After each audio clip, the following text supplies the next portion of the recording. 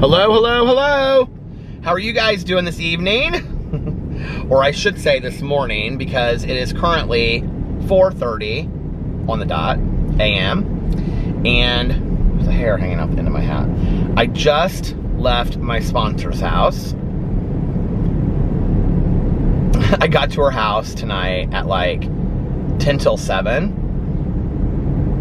And we sat around and talked for like 40 minutes. And we have been doing inventory since like 7:30, you guys. 7:30 to like 4 o'clock. Because then she was telling me about that app. Do you guys know about this app, Citizen app? I'm sure you guys all know about it. I'm always the last one to know about stuff. Anyway, she was telling me about this Citizen app, and so I downloaded it, and she was showing me how to use it and stuff. She's like, I listened to it, and then we were talking about police radios, and I said, oh, I used to have this police scanner. She's like, you can get one on your phone, a police scanner. And I said, oh, I used to have one on my phone.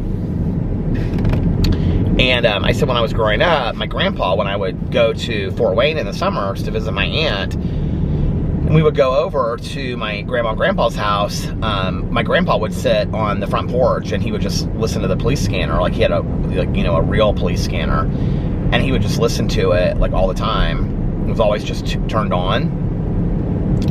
And because my grandfather was a retired homicide detective, and I said, that sound is just like so soothing. She's like, I go to sleep listening to the police scanner. I love the police scanner. I'm like, you go to sleep listening to it? She's like, yeah, I think it's really soothing. So I was like, I think I have it on my phone. And I went to go download it, and I already had it in my phone. I just haven't listened to it in forever. So she was showing me like how she goes in there and listens to stuff, and then she was showing me the Citizens app and all that kind of stuff. I remember when I was a kid, it must have been like, well, I wasn't super young, so it would have been like after, my grandfather died when I was like 5. So it would have been more like when I was like 10 or 12. More like 10, I think. I don't remember how old I was. Late elementary school, I think. But anyway, I asked my mom one year for Christmas for a police scanner, and she got me one. And it was like a legit police scanner that you could sit. It wasn't like a real one. Like, it was, one that you could buy at the store or whatever. But like a, Radio Shack. Do you remember they had Radio Shack back in the day? So anyway, I would sit in my bedroom and I would listen to it as I fall asleep. I think it is kind of soothing, honestly. Anyway, it was a great evening. Today was just a great day in general. I'm tired. I'm worn out. I'm not going to probably vlog for a really long time tonight, because honestly, it's already 4:30, and I'm just like, I've been going all day long. And so I got up, and I was uploading my vlog to the channel overnight, so it was ready to go. So all I had to do was, oh God, I hope it published. I scheduled it for like 5:30. So all I had to do was like get it, ready to go. And then my drama video for today was all ready to go as well. So Alex and I went to brunch, and then after brunch, I talked to Tanya for a little bit on the phone. And I was texting with my friend Valerie. And then I came home and I laid down with Alex and the dogs from about 4 to 6, I think I laid down. Oh my God, I got such a good nap in. It was beautiful today in Indianapolis. It was like upper 50s. And it was so nice. Been wearing my Birkenstock sandals again. I have them on tonight. It's 34 degrees though now. It like dropped tonight. It got kind of cold. And so then after I took a nap, I got up and I took a shower, and I'd washed my hoodie. So I put my hoodie on. It was all fresh and clean, and I didn't do my hair or anything. I just like threw a hat on when I was on my way over there. I'm taking my hat off actually. And then I went over to my sponsor's house, and I got there, and she had put a bunch of little Diet Cokes. Like, oh, I should have gotten one to take with me on the way. I have my leftover coffee from brunch, so I can drink this. But I had a bunch of Diet Coke at the beginning, and she had made like a little cutlery board or, you know, a little treat tray, and she had green peppers cut up and onion dip, and then she had carrots and black olives and cucumbers and little cheese cubes and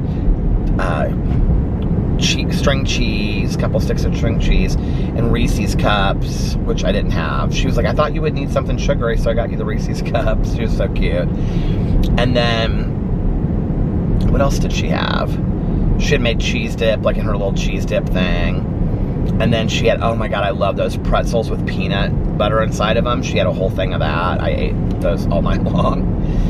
And she was like, get a plate, we're gonna go upstairs. And we went upstairs to her, like she was like this loft area, and it has like one of those big love sacks in it, and this huge L-shaped couch, and it's just real cozy up there. And so we sat around, and her dogs were up there with us, and she's these two little dogs, they're so cute, and one slept in the middle of the love sack like the whole night, and the other one slept like behind her because she was like on the floor, and I sat on the couch. And then we just started doing the inventory, and it was so good, and I just feel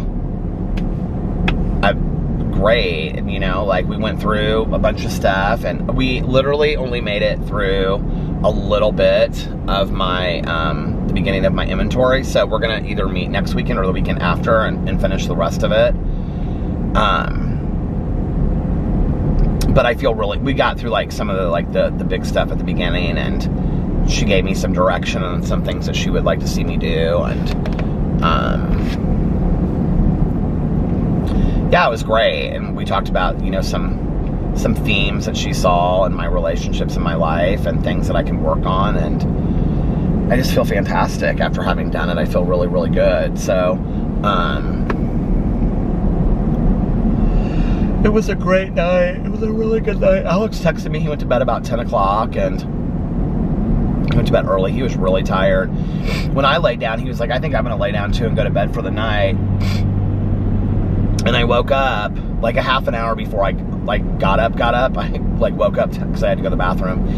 And I came right back, and I was like, you are still playing your game? And he was watching TikToks and stuff. He had his headphones in. And I was like, you've been on your phone all this time? And he's like, you've been asleep all this time? I was like, shut up. Boo Radley is doing fantastic. He is recovering really, really well. Tucker, I think, is really struggling because he doesn't really know what to do with his tongue, and I think it makes me a little sad. But I was talking to my sponsor tonight, and she kind of went through something similar, and she was like, he'll totally figure it out, he'll be fine. And but right now she's like, you know, it's really strange to him, and he still has the sutures in his mouth. So she was like, you know, it's, you know, he'll be fine. But so hopefully, they're eating good though. They're eating their food, and like they both ate all their food today, and they're getting fed a little bit more because they're getting their meal. But then in the morning and then in the evening, they're getting a little bit of food that we put their medicine in there with, or we put their medicine in with their food, and so they're getting to eat like a little bit extra. They're eating all of it, so their appetites are really full. They're not really struggling to eat without their teeth at all, which is amazing to me, but fantastic at the same time. So Alex said they were doing great. He was sending me pictures of he and little Tucker, and so they're sweet, little sweet guys. So yeah, that was my day. It was funny. I don't really have like, you would think that I would have tons to talk about, but I don't. Okay, that's it. See you guys tomorrow. How many minutes am I at? 9 minutes and something. Can you imagine if I would do like that short of a vlog tonight? We talked about so many things tonight too. Like, it was interesting. Like, we would start talking about like one thing and inventorying it, and then it would go off in like 50 different directions, and it was just really good.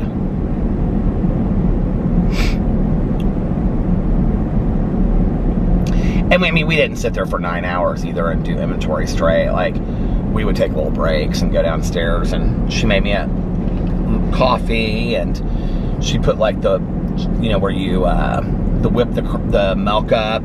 That she's like that kind of a Keurig. So she made me a really nice coffee with like that stevia stuff in it or whatever it's called, and that was delicious. And then yeah, it was fun. We had a good evening. It was really nice, and she knows how to do inventory so well and how to work through it and how to look at each situation, and it was good. It was just really, really good.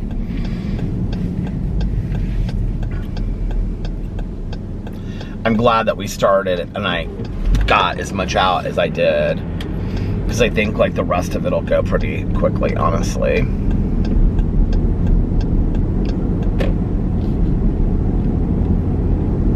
Her house is so cute and so comfortable, and she's constantly working on it and doing different stuff, and it's just like one of those houses that's like, it's so pretty, but it's like so comfortable too, you know? And she's got like real comfortable furniture, and it's all done in like white and gray, and it looks like something you'd see, like, it looks like somebody's like vacation home on like the East Coast or something. And she's got these big couches and big chairs, and they're all of them like super comfy and cozy, and I love that. So last night I stayed up for a while, and I finished, well, I didn't finish it. I got like an hour left of Agatha Christie's, and then there were none. It's good. I think I would have been fine not reading it. I mean, I'll probably give it a 3 or 4. It just wasn't like, it's a good book. I'm glad I read it again to remember what it was about, but like, I don't remember reading it the first time. If I hadn't ever read it again, I think I would be completely fine. I'm like ready to get into like a book that I can't put down. I think I'm going to listen to, Charlie Davidson. It's not called Charlie Davidson. It's like One Step in the Grave or something like that by, what's her name? Bad Day for Sunshine by Dorinda Jones. Or I'm going to read, that Verite by Colleen Hoover. I'm going to read one of those, I think, next.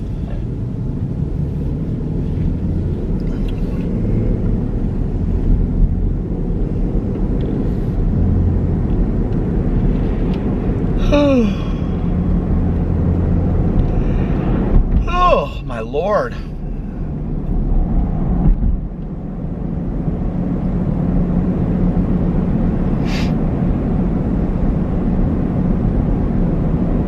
Do you ever feel like I could lay down right now and just go to sleep completely, like just fall out like that? Is it a full moon? Somebody said it's a full moon tonight. I have felt like just like so like connected spiritually tonight. But anyway, have you ever felt like you're almost so relaxed and content that you could just like totally fall asleep and fall out, but at the same time it's like your mind is like so alert? Like, that's how I feel. Like, I could have gone 6 more hours doing inventory. I felt bad that I kept her up so late. She's like, Peter, you know I always stay up really late. And I'm like, I know, but like it's 4 o'clock. She's like, we can do, you know, a couple more things on here if you want. I was like, no, I need to go. I've got to go vlog. I said I can't start vlogging at 6 o'clock and then go home at 7. I'll like the whole day tomorrow will be wasted.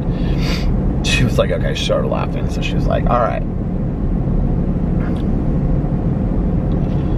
So anyway, she was like, now how long are you going to vlog for? I said, oh, I don't know.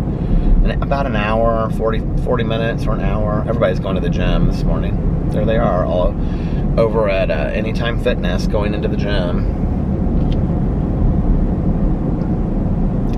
I think it's time for me to get back to the gym and start working out and being healthy again.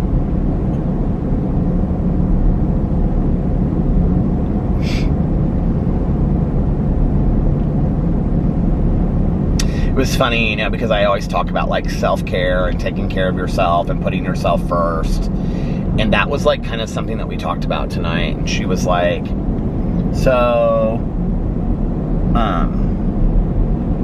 It's so funny because when you drive by over there, it's like it says family video, but it's a dentist office now. I talked about that on here the other night. But when you drive by and you look in, you can see that it's a dentist office, but it says, like, you can see inside that it looks like an office, you know, like a doctor's office or a business office, but then it says family video over it. So she was like really challenging me tonight on like ways that like I take care of myself and, you know, as far as like, what am I doing for me and what am I, you know,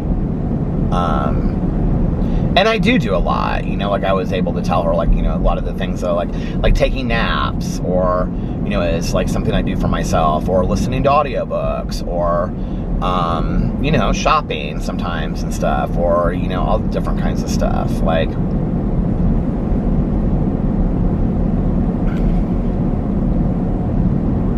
so yeah. But she was encouraging me to really take a look at that as far as like all over, like body, mind, and spirit, you know, kind of like doing certain things to take care of myself. And I mean, this is just one of the smaller things that we talked about. But anyway, that didn't really have a lot to do with the inventory part of it. That was just some other things that came as a result of that. Oh my gosh. Anyway, I don't want to relive everything I just talked about for 9 hours, honestly. It's a lot. Oh, she's texting me.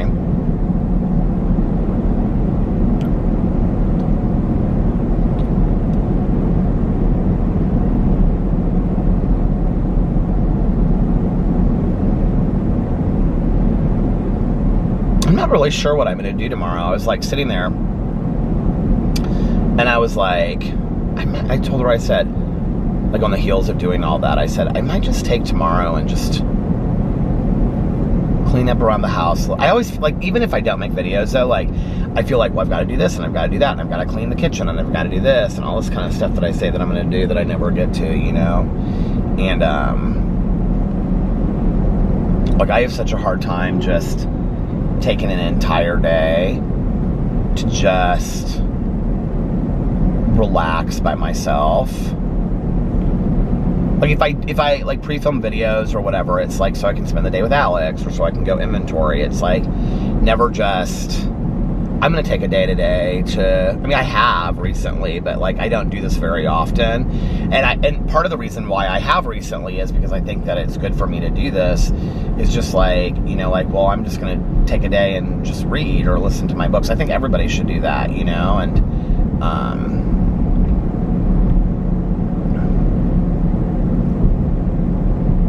I think we all deserve that, you know.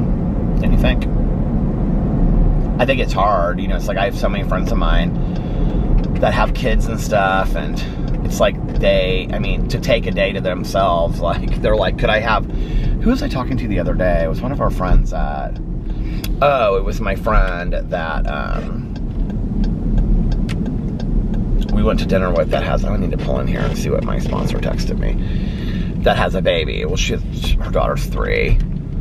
And she was like, I'm just busy all the time. She was like, you have no idea how busy you are when you have a 3-year-old. She's like, into stuff. She's like, I'm cleaning stuff up as she's getting stuff out.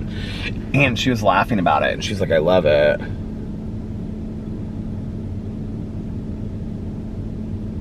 Aw, she's so sweet. She said she was proud of me. I love her.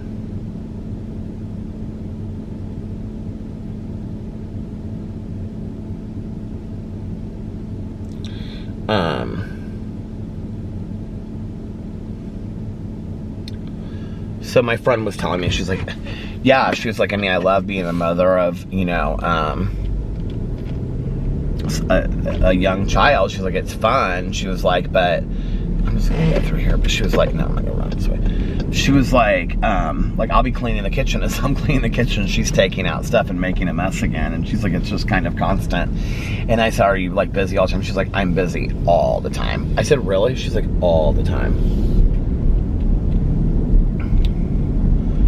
So I'm sure like all of you parents out there can totally understand how that must be. I feel, you know, it's a different world.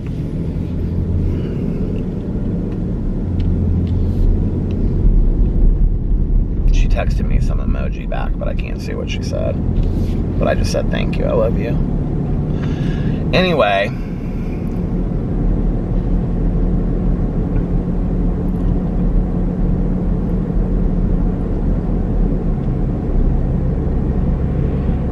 I've always said that I thought that, like, the career of being a parent is one of the most underappreciated jobs, you know? And, I mean, me coming to the decision to not, you know, be a parent was not like, I don't know, I have so many friends of mine that were like, I either have friends of mine that, like, they really tried hard, you know, to get pregnant and have kids, or I have friends of mine that it just kind of happened, you know, like they just got pregnant and here we go and whatever, you know. And I have quite a few friends of mine that had kids really early too. But I feel like for me, like, you know, like if I was with somebody and I was married to somebody, like when I met Alex, I didn't want any kids. But if I had met somebody and got married to somebody that, like, that was really important to them, I think that I would have. But I also, like, there was, like, stipulations of how that would always look to me, like, and I would have ended up being the parent that was, like, that was what my life became about, was being a parent. And I really respect parents. I'm not talking about, like, that you quit jobs and quit everything for your, I'm saying, like, when you realize that the job of raising your children is such an important job that you take it seriously. And what I mean by that is that it's more important than your social life. It's more, and I'm not saying you shouldn't have a social life. I'm saying that, like, maybe not be out 5 nights a week, you know, whether you're a mother or a father. You know, and so, like, those were things I thought about. Like, if I was going to be a parent, then until, you know, quite some time, I wasn't going to just go and, you know, until my child was older, drive around and get fountain pops or travel or do this or do that. And quite frankly, like, those were things that were important to me, and that freedom. And I knew that if I were going to become a parent, that I would want to move into a neighborhood that, you know, where they could have friends, and it was a good school district, and it was safe, and, you know, and thinking about those things, and, you know, where they could be involved in athletics or arts programs, and, you know, that I could be friends with other parents and couples that were parents and things like that, because that would be how I wanted to live my life, by having, you know, Sunday afternoon barbecues with other families and things like that. And you know what I mean? Like, I thought through all that, and I thought, is that really the life that I want? Like, and I don't judge it. Like, I think it's fantastic that people that decide to have that life, but that's a choice. Like, that's a lifestyle that I think isn't something that I wanted at all, you know? And I also was around so many people, like from Tanya to my old supervisor to, you know, so many women that I worked with that seemingly managed having these very serious careers, very busy careers, while still, you know, making dinner every night, picking their kids up from school or daycare, you know, doing homework, even if they had partners, you know, and like Tanya's husband was very involved in the upbringing of her son, you know, and still Tanya was so busy, you know, like she would come home like on her lunch break, and she would, you know, put something in the crock pot, or, you know, put a chicken breast in the oven, or start thawing it out, because she would make dinner. And she would every night, I mean, Tanya, every night for dinner, you know, main course, salad, vegetable, dessert, every night, you know. And she would do, you know, homework with Nick and stuff like that. She and her husband both, like, they would trade off on whatever they were better at, you know, with doing, like, you know, with math and English. I mean, she's great with math, and he was great with English, and so, like, that's how they would kind of do things. And you know, it was like, I mean, I joke about this with Tanya, but there was like a long period of our friendship where I would call her and be like, do you want to go get a fountain pop? And she'd be like, not tonight, like, we're working on algebra homework, you know, or whatever. And like, that always came first, as it should, you know. And which is why I'm so proud of my friend Tanya and her husband, because I think they were amazing parents, and they raised an amazing young man, and who's respectful and polite, and double major in college with a degree, and was also in the Marines, and he's just a great guy, and but their life for the better part of 18 years was completely dedicated to that. And I knew that if I was going to become a parent, like, that's what I would want my life to look like, because it would be that important to me, and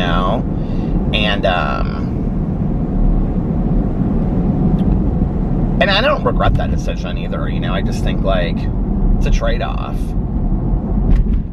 But I do think that being a parent, and being a good parent, I think, or doing the best that you can, my mom said to me one time, she said, like, I think we were in counseling or something, and she said, I feel like the counselor said something to her maybe, and she said, if there were a book that told you read pages 1 through 100 and your child will turn out perfect, she said there's not a parent in the world that wouldn't read that book. I don't believe that. I don't believe that to be true. I think there's a lot of parents out there that could care less. I think there's a lot of parents out there that probably shouldn't have been parents, but that's just my opinion based on stories I've heard from my friends and of their upbringings and things like that. But I think that's true of many parents, that many parents, I think most parents, like Mom is right, would read that book, and they would do everything in there. But I think that, like, my mom used to always say, it's like, you don't come with a handbook. Like, we do the best that we can do as parents. You do the best, and then, some of it's left up to luck, kind of thing. And I think there's a lot of truth to that, and it's like, you do the best you can, as a parent. And I feel like,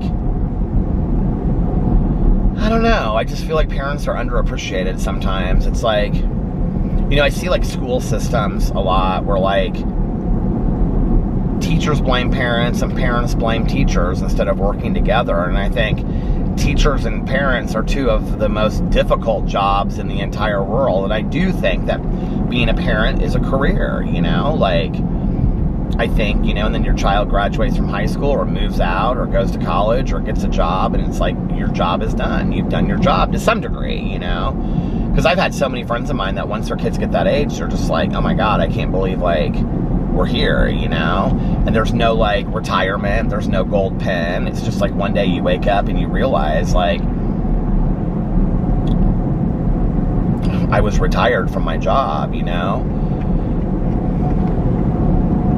And I think that when you're younger, you don't realize that enough to appreciate your parents, to thank them, on a regular basis. Or very few kids do, I think.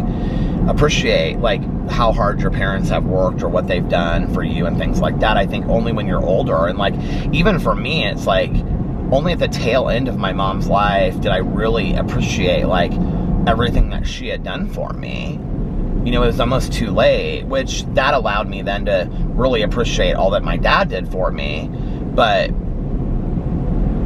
I think I took so much of that for granted. It's like, well, you're my mom, you're my dad, that's what you're supposed to do. Well, there's a lot of moms and dads out there that don't do that, And I'm not talking about money. I think some of the most amazing parents I have ever seen were the ones that had the least financially. But they were the most invested, quality time-wise, and doing the best that they could do, and I used to work with some, women that, like, they had 2 and 3 jobs, and literally everything they did was for their kids. Everything. Like, they literally had no lives.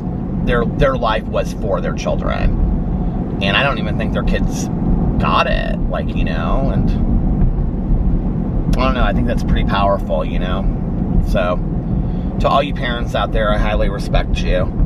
And,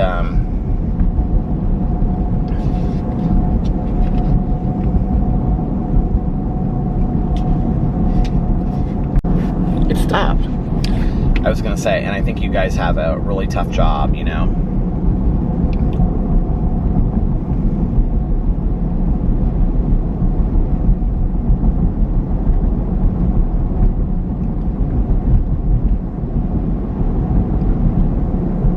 I probably would have been a helicopter parent. You know, like I freak out over stuff to do with my dogs. Hell, I can't even imagine if that looked like a dumpster that had like lights on it, and like it was like a transformer dumpster, like it turned into like a truck or something. That was weird. I've never seen anything like that. But I probably would have, you know, I'm like that with my dogs. Like I'm panicked all the time, right? Like that something's going to be wrong with them, or, you know, whatever, that I can't even imagine.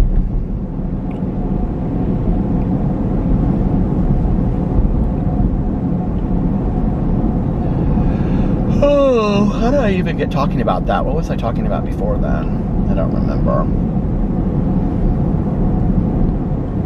Oh, that I was talking to my friend about she doesn't have a lot of time for herself.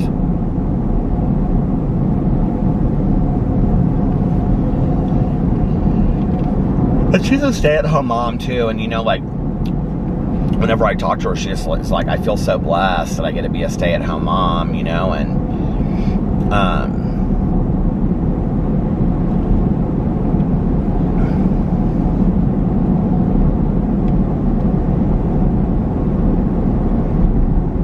I remember that was like a decision. Like I can remember my mom talking to me about that. Like that was part of their divorce decree. That was like until a certain age, like my mom, like they had decided that my mom would stay at home, and they didn't want me coming home alone and things like that.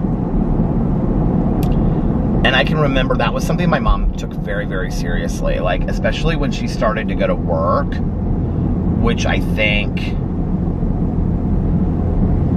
was when I was like in 6th grade, maybe.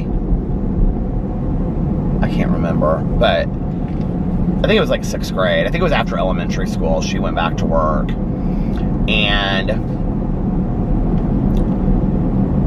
you know, there was always like, you do this when you get home, do that, and I mean, not like a list of chores. It was like, you know, like I had to call her and make sure that I got home inside the house safely, and I wasn't allowed to like use the stove or any of that kind of stuff. And she would have like laid out something for me to have a snack, and then I was supposed to sit down and do like an hour of homework. And you know, I'm sure a lot of that was to keep me busy, so that like until she got home, and she never got home too late, you know. It was like, I think if I got home at like 3 something, she got home at like 5 or whatever.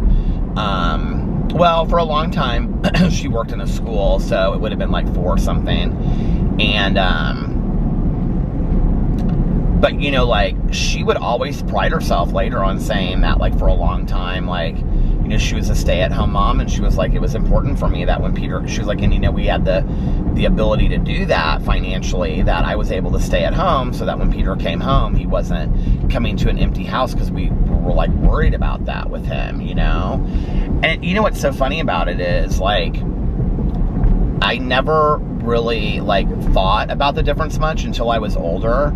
And then some of my fondest memories are like me coming home from school and having had a bad day, or having kids being mean to me and not feeling like I fit in, and then coming home and my mom like making everything right, because, you know, she would have peanut butter and saltine crackers and a glass of orange juice, which I still love to this day, or milk, you know. Or she would make me like a little turkey sandwich, or, you know, she would make me you know, peanut butter and honey sandwich. Or she used to make me, as a special treat, she would make me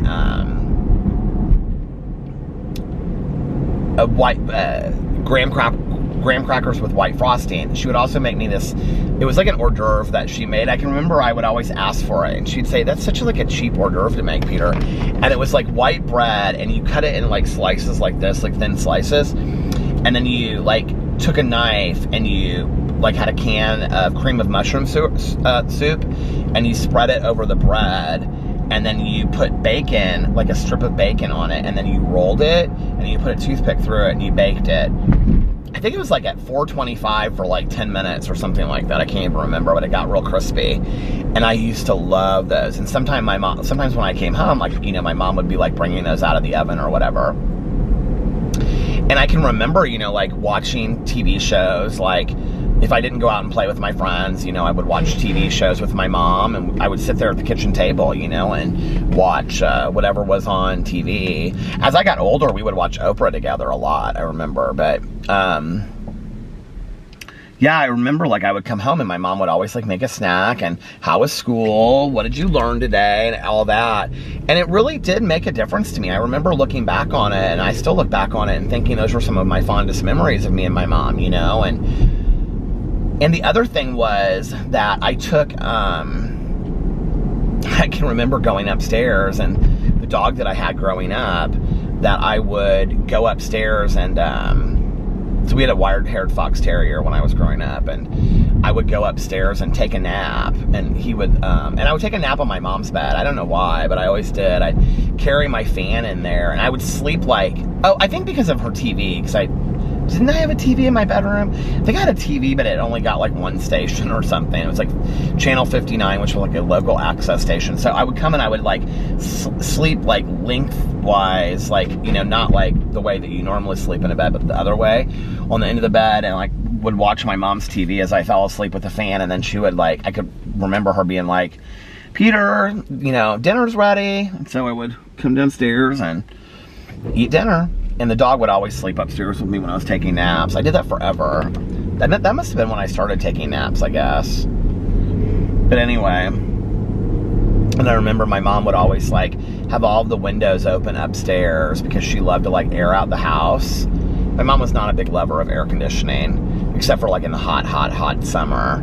And so like in the spring, and not in the dead of winter, obviously, but in like the spring and in the fall, like she would always crank open the windows, and not until it started getting chilly in the evening when she like closed the windows. But like, so I can still close my eyes and smell that like fresh air, like, you know, coming through the house.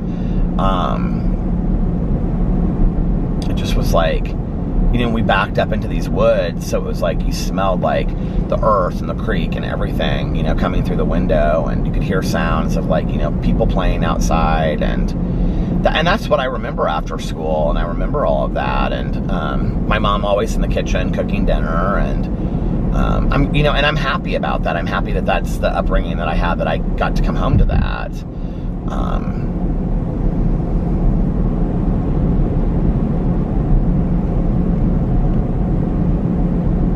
I can remember my mom would always think that like when people would say like, you know, stay-at-home mom, whatever, you know, housewife kind of deal, even though she was like a single mom, they like criticized that like she wasn't. I mean, this was back in the, do you remember the era of like that movie, Baby Boom or whatever, that, what was that movie with Diane Keaton? I can't remember what it's called, but that era, you know, where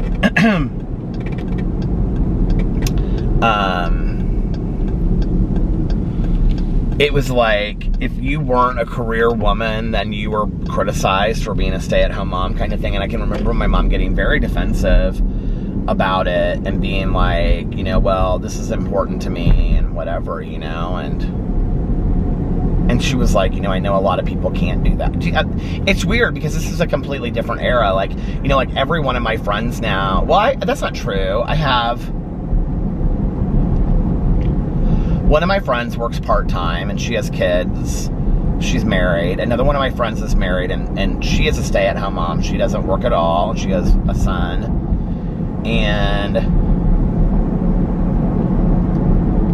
another one of my friends works part-time. I have a couple friends of mine like that don't. Yeah, so I mean, I guess it just depends. But like back then, that was that era of kind of moving into both. Like I remember people talking about this in school, like both parents working. You know, they'd be like, do your mom and dad work? Do you remember that? And it was a weird kind of thing that you would have that discussion. It was kind of between two eras. It was between that era where all moms stayed home, you know. That was when that movie Mr. Mom came out. Do you remember? And that was like such a big deal. Like, oh, a man would stay at home and raise his kids. Do you remember that? What a big deal that movie was. And I loved that movie back in the day. But and that kid had his blanket, his whoopee. Do you remember that? Oh my God, I don't know how I remember that. What's his name? Why can't I think of his name? He's so funny. I love him. He was in Punchline too, which was kind of tragically sad with Sally Field, but it was such a fantastic movie about the stand-up comedians. But anyway, why can't I think of his name? Is that Tom Hanks? Was that him? That wasn't Tom Hanks. The guy that I'm thinking of was in Clean and Sober. Why can't I think of what his name is? Shoot. Anyway, it doesn't matter. Although it's going to drive me crazy, but I'll pull over in a second and look. So it was kind of between two eras, you know? It was this era of like, all moms stayed home to all moms worked. Like, it was in between those two eras. And, is it Michael Keaton? Is that his name? It's Michael Keaton, yeah.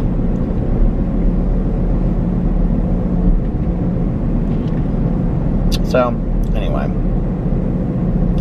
Clean and Sober was, and I can remember when my mom started working and I would come home to an empty house. Like, that was unheard of. Like, I remember, so that would have been 6th grade. So what, I would have been 11. So that would have been 82, 83. I can remember, like, me coming home to an empty house was unheard of. Like, my friends, like, their moms were at home.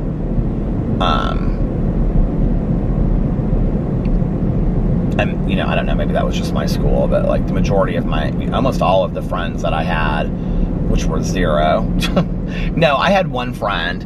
Well, I mean, like, I had one friend that, like, his family ended up moving to Arizona, but, like, his mom stayed at home. But, like, I remember, like, any of the kids on the street that I lived on, like, their moms all stayed home. Like, none of their moms worked. Like, I remember my mom when she started working again, it was like, I don't remember any other kids in school and stuff talking about that. You know what I mean? Like, the other kids in school, like, their moms didn't work or have jobs. So it was a different era, you know? I don't know. I don't know what I'm even talking about, but that movie, Clean and Sober, was really, like, a big deal movie for me for getting sober. And in kind of a weird way, it's very similar to kind of, like, my treatment experience.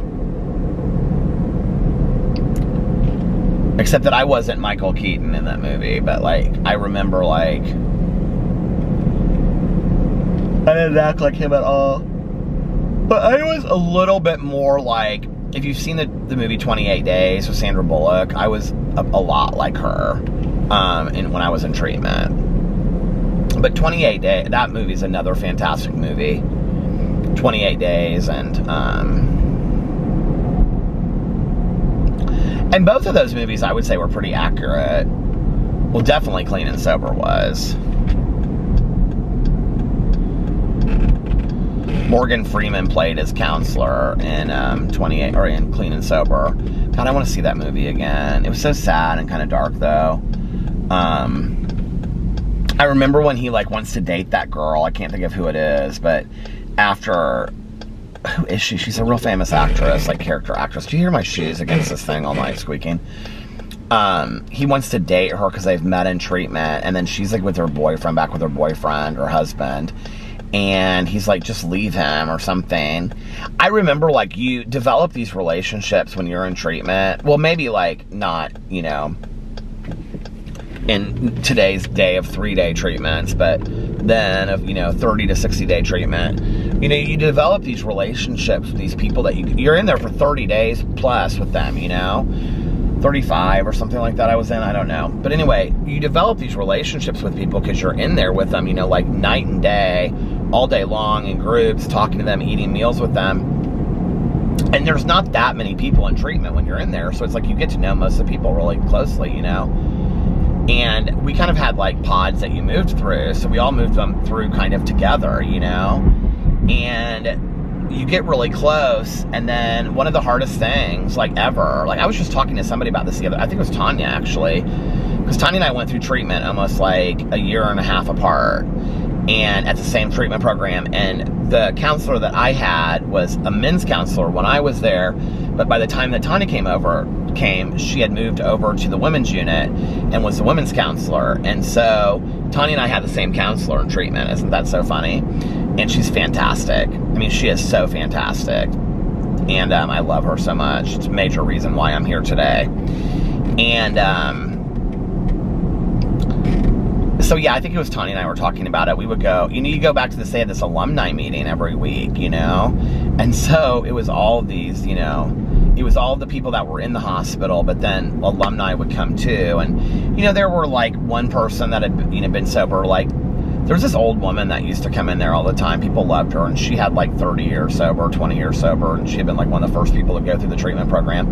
But then there were people that had like 5 years and 10 years. There was like one or two of those, But what you would notice is, like, you would come back, because that was like it was called a donut meeting. It was on Thursday nights, I remember. I don't know how, I just remember that it was called a donut meeting, but it was.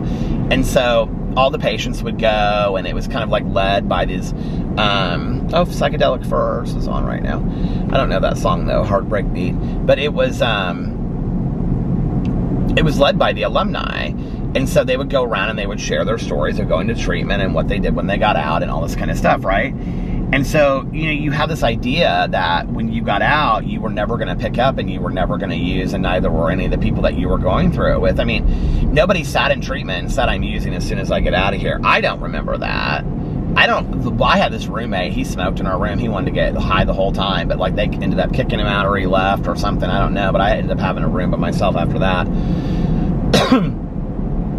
And that couldn't have been too late into my game, because I don't feel like he was there for Christmas. So anyway, and I went in on the 16th, the night of the 16th into the 17th. But anyway,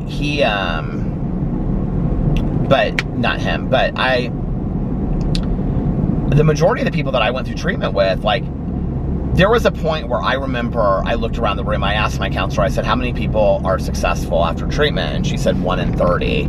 And we were like in a combined group of like men and women, or 2 men's groups or something. And I don't remember, but I counted, and there were like 29 or 30 people in our group. And I remember thinking to myself, I'm going to be the 1 in 30.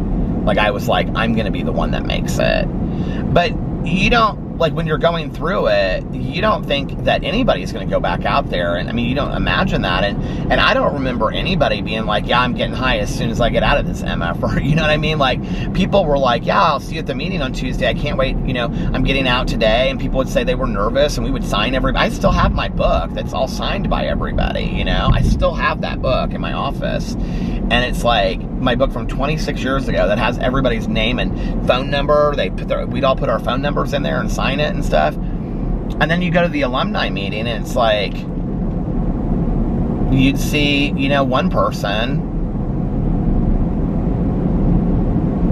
ball off, and then the next week it'd be another person. And then I can remember, after like a month, like 4 weeks of coming to the same meeting, by the 4th week I came, and I was like the only one from our round of 30 days, and nobody remembered us. And it had moved on, and there was a new group of 30 that were just getting out of treatment that were coming in, and yay, we're all gonna make it, and we're all gonna do it, and I can remember just looking around one day and being like, I don't know these people. Like, I didn't go through treatment with these people, and that was weird to me, and it was scary to me, and I would talk to somebody. There was actually, when I went through treatment, there were 2 other guys that are still sober to this day.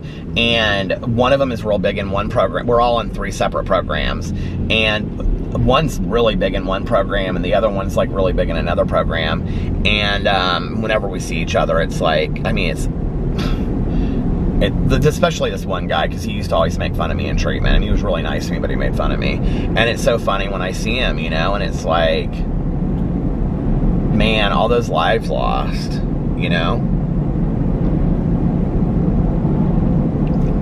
I think the hardest thing is, for a long time, for years, I would go and speak at treatment programs or halfway houses and things like that, as part of like, it's called H&I, Hospitals and Institutions, and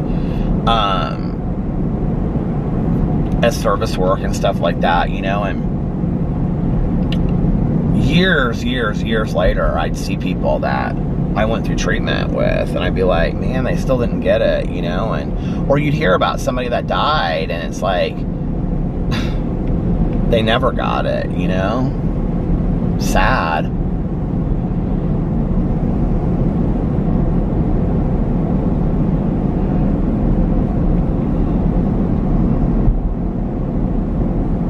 My sponsor has this saying, I'm like in my head, like, should I say this? It's rather morbid, but You know, she'll say, we all have an expiration date.